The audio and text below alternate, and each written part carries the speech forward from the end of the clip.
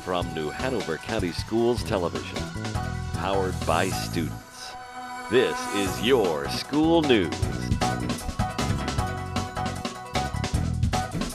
Welcome to your school news for the week of December 16th through the 22nd. I'm Gabrielle Allen de Trois-Maisons. And I'm Jordan Fife. Topping our newscast this week, County Teacher of the Year named Regional Teacher of the Year.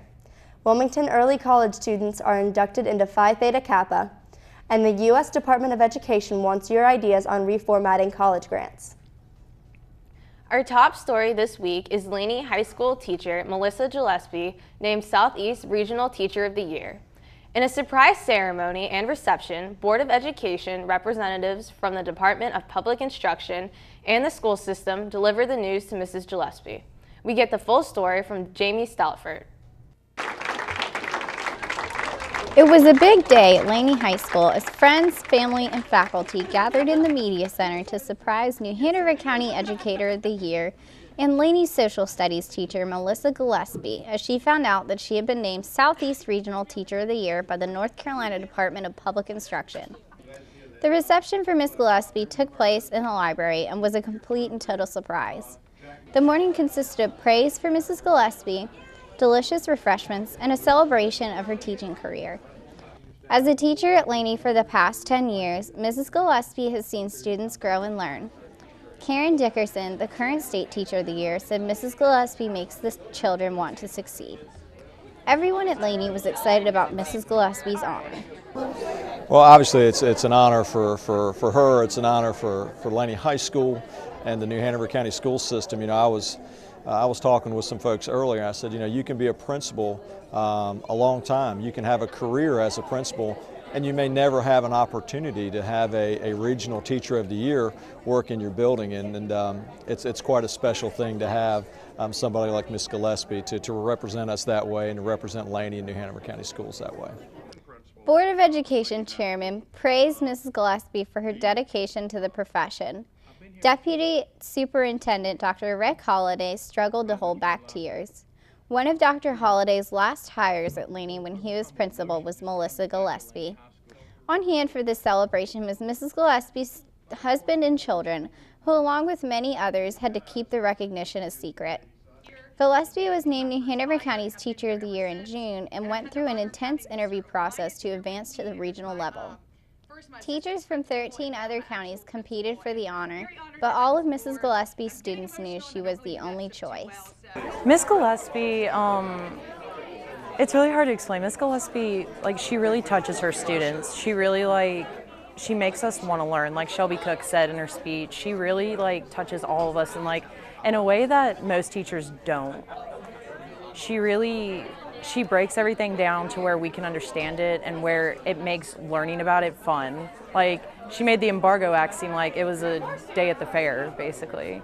She's a really amazing teacher, and it really seems like she was born to teach. That seems like her God-given talent. I really do believe. This has been an exciting year for Gillespie. Her County Educator of the Year honors came with a Toyota Prius for a year, and she has seen herself on billboards, in local TV commercials, and more. She'll now move on to compete against 8 other teachers for the honor of State Teacher of the Year in May of 2014. I'm incredibly excited. It feels great to be honored for something that you do every day and you've done for a decade, and it's just incredibly exciting. It's a huge honor. Mrs. Gillespie brings joy to her students on a daily basis and is being recognized appropriately for it. The surprise reception was a special moment for her as students, family, and faculty were all on hand to celebrate and congratulate Mrs. Gillespie for her hard work. Everyone agreed that Ms. Gillespie is a great teacher because she sets high expectations for her students and then works hard to ensure that she meets each of their academic needs so that they succeed. Reporting for your school news, this is Jamie Stalford. School social worker and student council coordinator Ms. Teresa Hyman and the student council at Trask Middle School had the annual food drive. They raised 2,069 non-perishable items for families in need in our community. As part of the event, the student council had a competition for homeroom classes to see which class could donate the most non-perishable items. The winner of the competition received a donut breakfast. This food drive is one of the many service projects the student council and staff members at Trask work on every Friday after school and on Saturday mornings. First, the food donated during the drive went to Trask families in need, and the rest is given to the church pantries across New Hanover County. This year, for the first time, teachers, staff members, and parents donated turkeys so that Trask families could have a complete feast for the holidays. Seniors Amanda Morrow and Maisha McBride, students at Wilmington Early College High School, were inducted into Cape Fear Community College's Honor Society Phi Theta Kappa. To be inducted into the Honor Society, students must be working towards the 2-year associate's degree, have completed 12 hours in their program of study, and must have a cumulative grade point average of 3.5 or higher. The purpose of Phi Theta Kappa is to recognize and encourage scholarship among 2-year college students. To achieve this purpose, Phi Theta Kappa provides opportunities for the development of leadership and service, for an intellectual climate for exchange of ideas and ideals, for lively fellowship for scholars, and for stimulation of interest in continuing academic excellence. Congratulations to Amanda and Maisha. Students, teachers, and administrators at Sunset Park Elementary School and Williston Middle School are each $25,000 richer. Both schools were named a 2013 champion in U.S. Cellular's Calling All Communities campaign. The winning schools garnered the most community votes and each won $25,000 to use as they wish to enhance their educational experience. So Calling All Communities is when U.S. Cellular gives local schools across the country the opportunity to win $25,000. This year we're so excited that we had 4 winning schools in North Carolina, and 2 of those schools were right here in Wilmington. So we're really excited to share the success with this school, celebrate the hard work that it took, and just so grateful for the community that they really stepped up and helped these schools. So the voting process this year, it was simple. All you had to do was visit uscellular.com, click on the Calling All Communities button, and vote for your favorite school. And it was literally that simple. All you needed was to be 18 years of age and have a valid email address. The best part about this campaign is it is $25,000 the school can use in absolutely any way they see fit. They can use the money whatever they feel is going to help them improve the education for their students. That's how they can use the money. So that's the best part, is they can use the money any way they see fit. We are going to buy some iPads for small group instruction in 3rd, 4th, and 5th grades. My teachers pull those children over in small groups, and to have the latest and greatest passages and information right there in front of them with the children is something that we're going to invest in. We need some updates to our 3rd, 4th, and 5th grade playground. Right now they have 2 basketball goals and about 6 swing sets. So we're going to give them some more productive play areas out on the playground, and hire an instructional tutor. This is incredible to me because actually it would be enough money to create an extra position for our school and a part-time tutor and help us meet our goals for student performance at the end of the year. North Carolina topped the list with 4 winning schools. Iowa, Tennessee, and Wisconsin tallied 3 winners. Illinois, Kansas, Maine, Missouri, Nebraska, Texas, and West Virginia had 1 winner apiece to round out the list of 2013 champions. Todd Finn, principal of New Hanover High School, announced last week that he is leaving to accept a new position with a school in Henry County, Georgia. Mr. Finn will remain at New Hanover until the end of December 2013. Mr. Finn was hired by the district in July 2011 after the retirement of the former principal. Plans for the new principal of New Hanover will be announced. New Hanover County Schools Superintendent Dr. Tim Markley said he wishes Mr. Finn's success in his new position. The superintendent cited several of Mr. Finn's initiatives, such as the Freshman Odyssey Academy, improving the school's dropout rate, and increasing school spirit, as achievements that have improved New Hanover High School under Mr. Finn's tenure. The U.S. Department of Education is looking for some bright ideas. Some suggestions they have already received include giving high school students Pell Grants to pay for college courses, have students earn federal student aid based on how much they learn rather than the amount of time they spend in class. These are some of the ideas the U.S. Department of Education would like to see tested at colleges willing to be experimental sites for the delivery of federal student aid.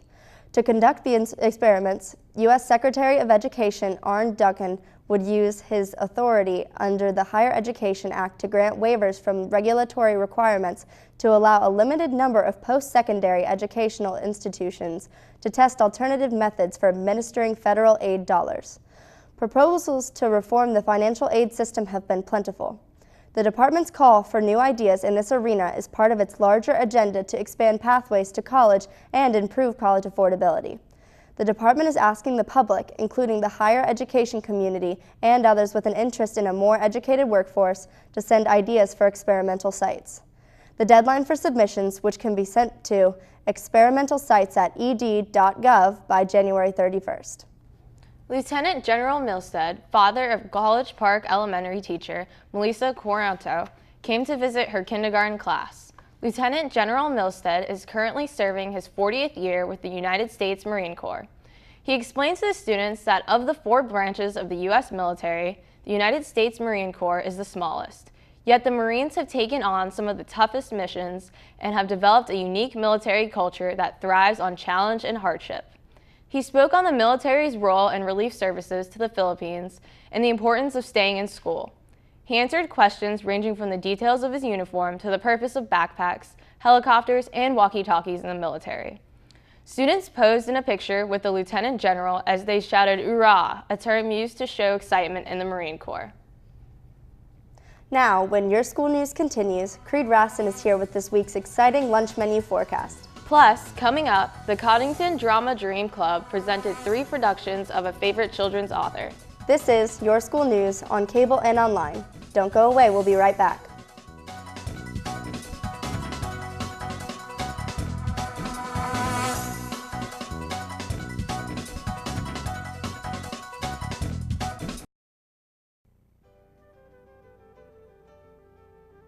F. Scott Fitzgerald was able to successfully capture the glittering, materialistic, and often self-destructive lifestyle of the Roaring Twenties.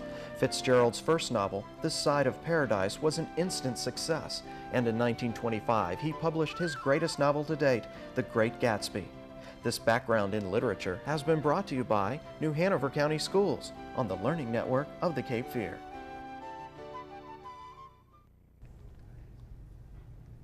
Welcome back to Your School News. This whole month, our B Block is devoted to a series of reports on projects that schools in the district have undertaken this holiday season that are making a difference in the lives of others. Working together on community service projects, students learn to solve problems and make decisions and successfully contribute to their hometown. They connect local concerns with global issues and gain an awareness of others. All this will serve them now and years later as they transition out of school and into the adult world. During the month, our series, Making a Difference, is focusing on some exciting, unique, and even well-known projects that really involve students. This week, we feature the Good Shepherd Center.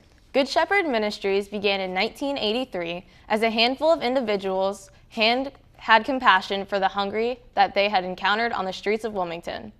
As the numbers of those coming to be fed grew, so did the groups needing for food to prepare. Second Helpings, a food salvage program, was begun out of this increased need. This group of Good Samaritans began approaching grocery stores to ask for donations of food that could be used to prepare meals. In 1987, Good Shepherd Ministries grew again as they established a Day Shepherd program. From a few hands in 1983 to a host of hands today, the Good Shepherd continues to serve the hungry and homeless as the largest provider of homeless services in the region. We get this report from Cassie Williamson. The Good Shepherd Center began as a modest soup kitchen. From this small beginning, the program has grown to include a weekday breakfast and lunch available to anyone in need of food, as well as a dinner meal 7 nights a week for guests of the night shelter. Today, the soup kitchen feeds as many as 100 hungry men, women, and children at breakfast, another 150 at lunch, and another 70 at dinner. All told, the Good Shepherd Center provides more than 85,000 hot meals to the hungry each year. So Good Shepherd Soup Kitchen, it was our first program ever, and so we've had it for 30 years now. And it's an important part of our addressing hunger in our community. So it's not just for our homeless neighbors, it's actually for elderly folks, disabled folks, people on a fixed income who, without a community place to come to, have difficulty buying enough food to have at home or buying healthy food to meet their needs. Homeless and low-income individuals have access to the soup kitchen. A number of mothers come to the soup kitchen because they are skipping meals at home to make sure that there is enough for the children. Getting a substantial meal at the Good Shepherd Center helps them through to the next day. Much of the food in the soup kitchen comes from the ministry's Second Helpings program. We have a related program to the soup kitchen called Second Helpings, and that's our effort to collect food not only for our soup kitchen, but for about 20 other programs around our community. Other, usually grassroots, small efforts that are feeding the elderly, feeding children after school, and that are groups that have very limited resources. So there are grocery stores that support Good Shepherd in that way, restaurants, individuals. We will often find out even after the fact that a group of school children or children in a particular neighborhood have banded together to collect canned goods and other things to donate to Good Shepherd. Volunteers are the lifeblood of the Good Shepherd's work. Volunteers of all ages offer their time and talents to everything from the preparation of meals to checking in homeless guests at the night shelter to collecting donated food from around the community. Opportunities are available for individuals of every interest and schedule. I think the community should volunteer at the Good Shepherd Center because it's such a great organization and they really reach out to so many people and they really change a lot of people's lives and they just deserve help back from the community. Volunteering there made me feel really good inside. It made me notice that there's even problems here in my own community that I didn't know about and that I could actually help them made me feel wonderful. Homelessness in particular seems to many people an inflexible social problem impossible to resolve. The Good Shepherd Center has increasingly focused on efforts and resources on assisting individuals and families in making a successful transition to housing and stability in the community. Far from hopeless, the center sees every day that given a hand upon during their time of crisis, men, women, and families can and do leave the ranks of the homeless. With help from Good Shepherd Center, as many as 100 homeless individuals and families move to housing each year. Reporting for Your School News, this is Cassie Williamson. Thank you, Cassie. If you are interested in volunteering Good Shepherd Center or know someone who is, please contact our volunteer coordinator, Kristen Pollock, at 910-763-4424, extension 101, or send your request for more information to volunteercoordinator@goodshepherdwilmington.org. Ms. Pollock will be happy to discuss with you current volunteer opportunities and requirements in order to help you begin your volunteer experience with Good Shepherd Center. You can also help the Good Shepherd Center with a fundraising drive. Individual schools and congregations have held drives to collect canned fruits and vegetables, toiletries, soap, shampoo, razors, etc., bed linens and towels, winter coats, gloves, and socks. All collected items can be dropped off at the back door of the center at 811 Martin Street anytime, preferably between the hours of 8:30 a.m. and 5 p.m., Monday through Friday. Other ideas for fundraisers include volunteering as an event sponsor or hosting a fundraising awareness party for Good Shepherd at your home. If you have an idea for a fundraiser, you can contact Logan White, Associate Development Director, 910-763-4424, extension 113. Join us next month for the start of a brand new series, The Big Yellow Bus. We'll explore how school bus drivers are trained, the new GPS technology in buses, and steps taken to ensure every bus on the road is safe. That series starts in January right here on Your School News. It's time now for this week's lunch bill of fare. Gone are the days of mystery meat and the crabby hairnet-wearing lunch lady. Across the county, school lunchrooms have gotten a facelift and a menu makeover. Our lunch menu analyst joins us now with the week's school lunch menu so parents, students, teachers, and everyone working with the New Hanover County school system can plan their lunchtime options. Thanks, and welcome to this week's edition of the Lunch Bill of Fare. Myths and stereotypes are abound, but the facts are clear when it comes to meals served through the National School Lunch Program. School meals are nutritious and an important part of addressing this childhood obesity epidemic. Let's take a look at this week's selections. On Tuesday, December 17th, your entree choices are a meatball hoagie or popcorn chicken with a dinner roll. On the side, macaroni and cheese, baked beans, a garden salad, and fresh fruit. On Wednesday, December 18th, enjoy either a General Tso's chicken with rice or a chicken or egg rolls. On the side, oriental vegetables, a garden salad, and applesauce. On Thursday, December 19th, you've had two great entree choices. The Gobbler, which is an awesome holiday meal, or breaded mozzarella sticks. and mashed potatoes with gravy. On the side, a garden salad, fresh fruit, and a spiced cookie bar. On Friday, December 20th, enjoy either a hot dog with chili or a munchie pack as your main entree. Then on the side, enjoy pasta salad, baked beans, a garden salad, and peach crisp. For the weekend, I've got my healthy tip. This weekend, for a snack, try some light string cheese. Any food you can play with is a great distraction. Plus, the protein battles mid-afternoon hunger pangs. Remember, it's all about eating right. After the weekend, we kick off our holiday break. Enjoy time, food, and family during the holiday season. Now taking a look once again at your lunch entrees for the week, you've got some great selections with some really great sides to choose from throughout the week. Tuesday, don't miss out on the meatball hoagie, and Thursday, enjoy the gobbler, and be sure to pick up a Cooked Spice cookie bar. That's what's on slate for lunch at your school's cafeteria, so don't miss any of these nutritious, delicious, and healthy meals. From the newsroom, this is Creed Raston, reminding you to respect your body, eat well. Back to you. Thanks, Creed. Don't forget, you can also catch the Lunch Bill of Fare during the morning show here on the Learning Network and get lots of healthful nutrition information online at www.nhcs.net/nutrition. Now don't go away. Coming up, Coddington's Drama Club presented 3 productions of a favorite children's author. But up next, we've got the high school sports report with Russell Harrison. Russell will keep you updated on all the games for the coming week. Your school news will continue after the break.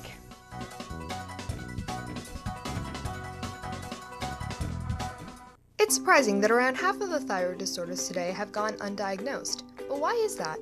Well, thyroid disorders are often sneaky due to the fact that they mimic other diseases and can go undetected for years.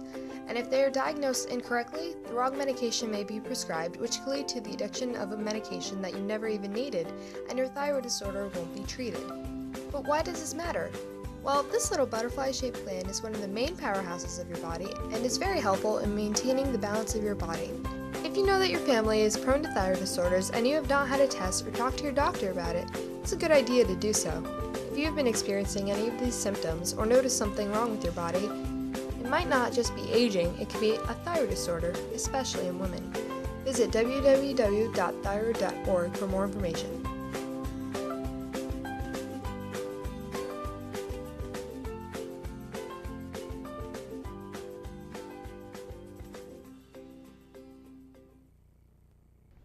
Welcome back to your school news. It's time for sports with Russell Harrison. Welcome to this week's sports segment. Last week saw a lot of high school sports action. We had a number of cross-town basketball matchup and a big wrestling conference. We saw a hometown team make it all. Let's get started with basketball. Ashley played a close match game against Tulsa Pirates, but with an extra effort in the final quarter won the game 58-41. Lenny welcomed the Trojans of South Brunswick to Bucktown and added a victory to their record book. The winning score of that game was 55-42. Highgate Vikings faced their longtime foe, the New Hanover Wildcats. It was an even matchup, but the Vikings fell in the final seconds, 48-44. This week in men's basketball, the Lenny Bucks will be at home as they play against White Oak on Thursday, December 19th. On Tuesday, December 17th, the Highgate Vikings will travel over to Pinecrest and play against the Patriots. The Ashley Screaming Eagles are at home this week to face off against Hillside on Friday, December 20th. And the New Hanover Wildcats will pack their bags and head off to play against Pine Forest on December 21st at which is an away game. All games will be starting at 7:30. In wrestling over the weekend, the Laney wrestling team won the Bass Cat on the Map at Team Duel tournament, which was held at Southview High School. Congratulations to them. I hope they continue to do an outstanding job throughout the rest of the season. That wraps up sports this week. Don't go away. Your school news will continue right after this break. I'm Eimer Smith, Director of the Child Nutrition Department. As a provider of child nutrition for our pre-K through 12th grades, my staff is challenged every day. Nutrition and wellness issues impact nearly every aspect of a child's life. It affects their ability to think, learn, grow, and develop into healthy adults. Students want convenience and choice. Parents want well-balanced, nutritious meals. The Child Nutrition Department strives to meet the needs of both. I invite you to visit us on the web and take advantage of our nutrition resources.